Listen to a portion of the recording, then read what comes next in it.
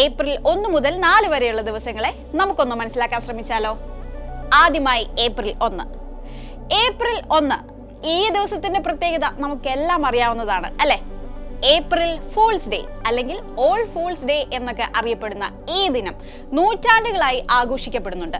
പക്ഷേ ഇതിന്റെ ഉത്ഭവം എങ്ങനെയാണെന്നുള്ളതിനെ പറ്റി no idea. But there are many theories surrounding it. ഇനി April 2. April 2 world autism awareness day ആണ്.